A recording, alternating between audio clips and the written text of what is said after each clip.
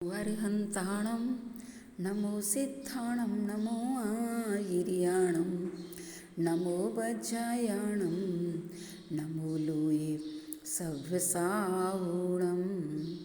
पूज्य पाद गुरुपाद में प्रणाम हो सौभाग्य। पाप ताप संताप घट और बड़े वैराग। आचार्य पूज्यपाद स्वामी महाराज की जय। आचार्य गुरुवर श्री विद्यासागर जी महामुनि महाराज की जय। कल अपन लोगों ने समझा था कि आत्मा के 3 भेद हैं, बहिरात्मा, अंतरात्मा और परमात्मा। बहिरात्मा छोड़ने योग्य है, अंतरात्मा उपाय है और परमात्मा उपेय है। लेकिन आपको इसमें और गहराई से बात बताते हैं। आचार्य भगवंत कहते हैं ये तो बहुत स्थूल बात है कि देह जीव को एक गिने बहिरात्म तत्वमधाय। लेकिन आचार्य कुंद की दृष्टि से और अंदर जाओ तो आचार्य भगवंत नियमसार ग्रंथ में लिखते हैं अंतरंग और बाह्य जल्प में जो रहता है वह बहिरात्मा, और जो जल्प रहित है उसे अंतरात्मा। जल्प यानी अंतरंग में विकल्प करना। हम बाहर से तो मौन है लेकिन भीतर से विकल्प कर रहे हैं, तो ये जल्प भी चलता है तो वो भी बहिरात्मा है। और जो इन दोनों से रहित है यानी गुप्ती में लीन शुद्धोपयोगी है वो अंतरात्मा है। इसलिए यहाँ पर बाह्य और अभ्यंतर जल्प में रहने वाला जिनलिंगधारी श्रवण ही बहिरात्मा है। स्वाध्याय प्रत्याख्यान स्तन बाह्य जल्प, ध्यान भावना रूप अंतर जल्प वह श्रवण बहिरात्मा का। क्यों कहा गया? जो धर्म तथा शुक्ल ध्यान में परिणत है वह भी अंतरात्मा है। तब ध्यान से रहित श्रवण वह बहिरात्मा नहीं। धर्म तथा शुक्ल ध्यान से परिणत वह तो अंतरात्मा है। तब ध्यान से रहित जो श्रवण है वह बहिरात्मा है, ऐसा जानो। इसका अर्थ है कि जो निर्वृत्ति रूप धर्म शुक्ल ध्यान है, ऐसे श्रवण को जो अभेद रत्नात्र में कुशल हैं उन्हें तो अंतरात्मा कहा।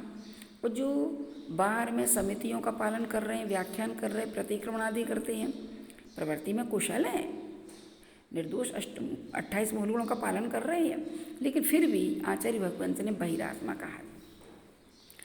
अब इसका अर्थ ये हुआ कि बहिरात्मा से अपन मिथ्या दृष्टि जीव नहीं लें। यहाँ वो बहिरात्मा है कुशलेशु अनादरा प्रमादा। श्रवण का कार्य ध्यान में लीन रहे लेकिन प्रवृत्ति में लगा हुआ है, तो इस अपेक्षा से सम्यक दृष्टि को भी यहाँ पर बहिरात्मा कह देना। 6ठे गुण स्थान में जो प्रवृत्ति हो रही ना उसको बहिरात्मा, और जो निर्वृत्ति में है वो अंतरात्मा। अब इस प्रकार से आगे 2 प्रकार का परमात्मा बताए, शकल परमात्मा और निकल परमात्मा।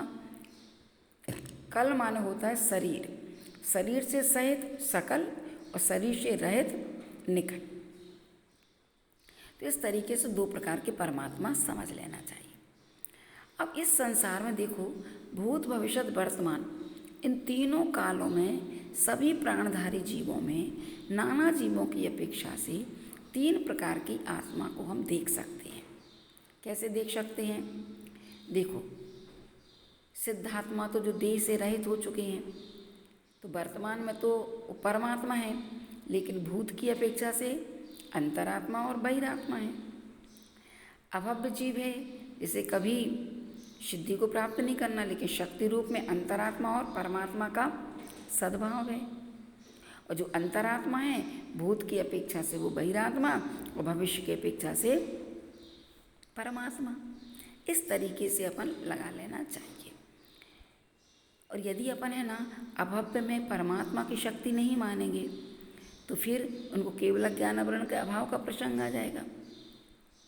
लेकिन ऐसा नहीं है, क्योंकि केवल ज्ञानावरण का अभाव होने पर उन जीवों की भी सिद्धपने की प्राप्ति की आपत्ति होगी।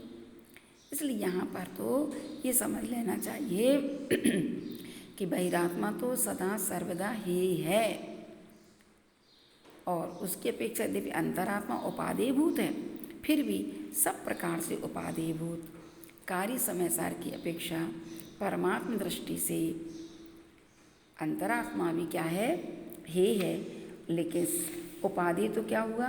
परमात्मा ही उपाधि है। उपाय यानी साधन है।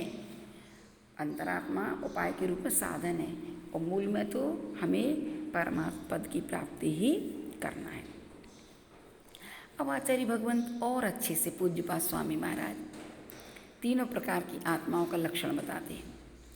वैरात्मा शरीरादौ जातात्म भ्रांतिरांतरा चित्त दोषात्म विभ्रांति परमात्माति निर्मलः। यहाँ संयुक्त अक्षर बोलना है भ्रांति के आगे।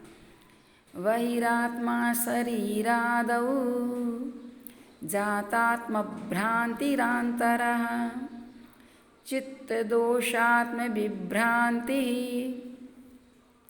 परमात्माति निर्मलः। अब देखो, शरीरादौ यानी शरीर आदि में जातात्म भ्रांति, जातात्मन उत्पन्न, आत्मभ्रांति उत्पन्न हुई है। किसमें? शरीर आदि में जो आत्मभ्रांति उत्पन्न हुई है सा बहिरात्मा। वह कौन है? बहिरात्मा है। अंतरात्मा कौन है? चित्त दोषात्म विभ्रांति। चित्त दोषात्म यानी चित्तगत दोषों में से जो आत्मभ्रांति थी वह निकल गई है। भी माने रहित निकालना, भ्रांति भी यानी भ्रांति से रहित हो चुकी। जिसकी चित्तगत आत्मा जो अंतरंग की परिणति थी वो निकल गई, गलत रूप में परिणति थी, भ्रांति थी, संशय था, वो निकल चुका कि मैं अलग हूँ, आत्मा मैं अलग हूँ, शरीर अलग है। मैं यानी आत्मा और शरीर अलग है, यानी तन और चेतन में अंतर समझ में आ जाना, ये कहलाता है अंतरात्मा। और अति निर्मला परमात्मा, जो पूर्ण निर्मल हो चुके हैं वो कहलाते हैं परमात्मा। ठीक है ना? आ गया समझ में?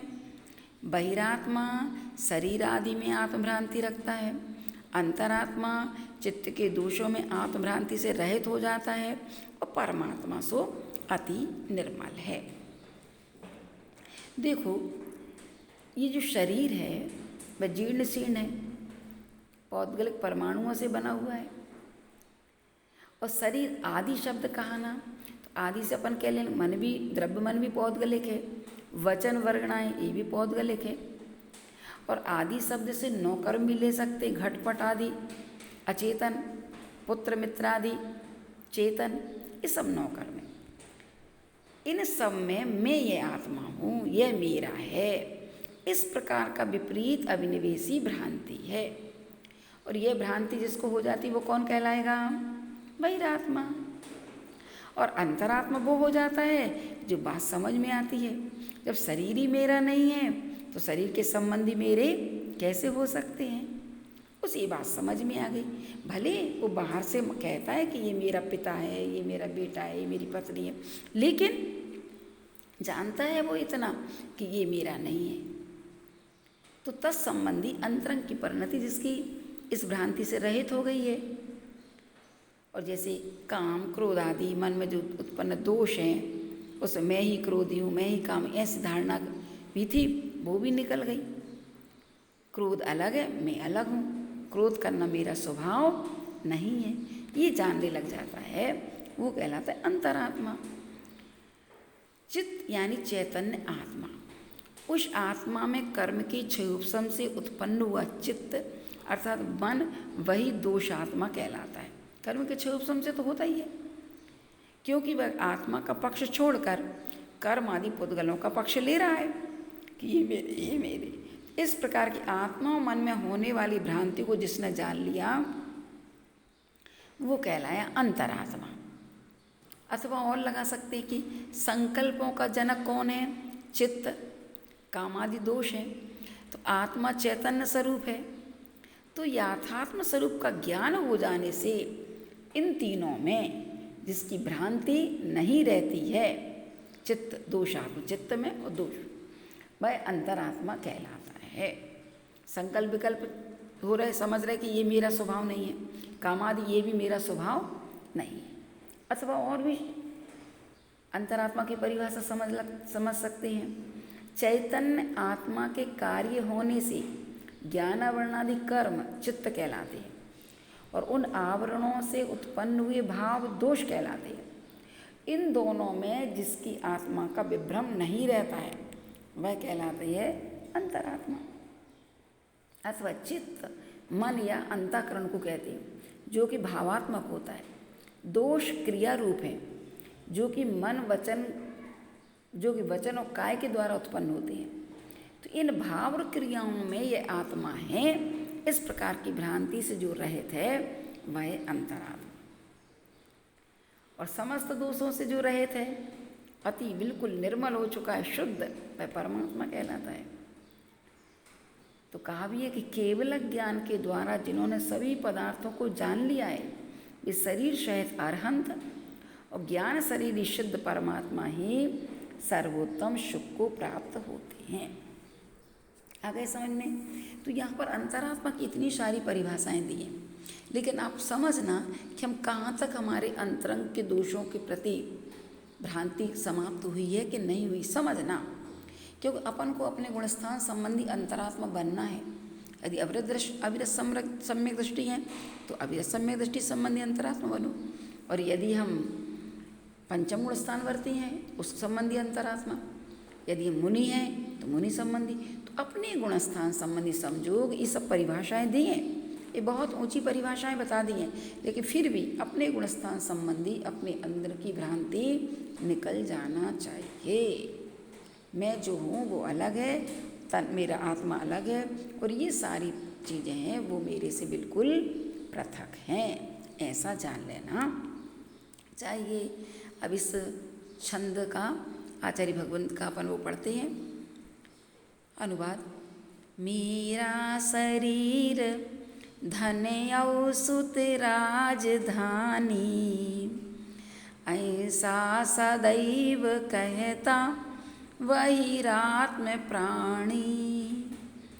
रागादि से रहित हा वह अंतरात्मा, है वंद्य पूज्य परमात्म निर्मलात्मा।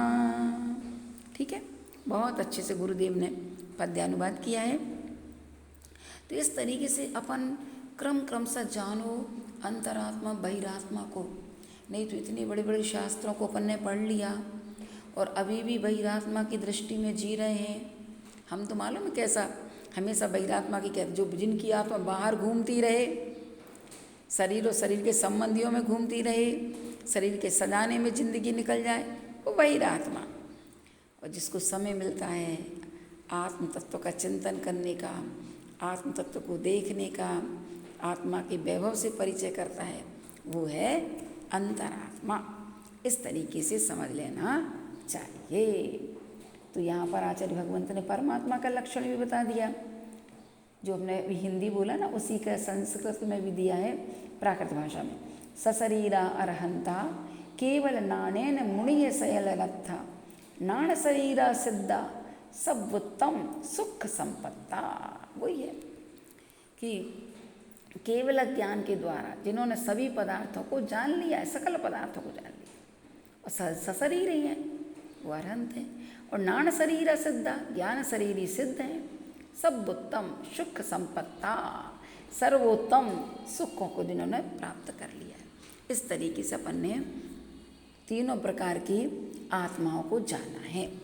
अब आचार्य भगवंत और आगे परमात्मा के वाचक जो एकार्थवाची हैं उनका लक्षण आगे बताते हैं। ठीक है, तो आज समझ में आ गया ना। और अपने अंतरात्मा को पहचानना। जितने लोग भी सब सुनते हैं उन सबको तत्संबंधी अंतरात्मा बन जाना चाहिए, क्योंकि अपन इतनी अच्छी चीज़ पढ़ रहे हैं। ठीक है, इतने रखें। बोलो आचार्य गुरुवर्षि विद्यासागर जी महामुनि महाराज की जय।